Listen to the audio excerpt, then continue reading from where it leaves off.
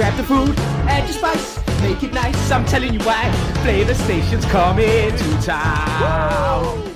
Here we are again, Flavour Chasers. You're going to need 3 shallots, perfect veggie gravy. Subscribe for more. 1 carrot, just chop it rough. We're going to boil this like a stew, then we're going to strain it. 1 tomato, chop anyhow.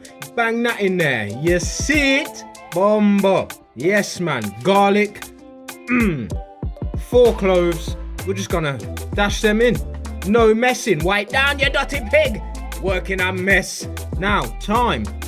Preferably fresh, but lockdown, you know how it is. COVID-19 restrictions. Whole peppercorns, about a teaspoon, 12, 15, something like that. Bang them in there. Job's a good un. Now, one of these jelly Knorr stock cube thingies. Lovely stuff. Bang that in there. Now for the meatiness, the depth and the richness. Half a teaspoon of Marmite. Does wonders. Yeast extract. Now what you gotta do, boiling water straight in there, straight from the kettle. Fill up your pan. This is for a household, you see, for Christmas. Whisk that up.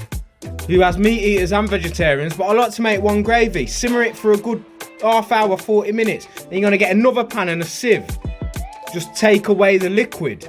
Because some people don't like chunks in their gravy, and that's fine, blood. I ain't opposed to that stuff.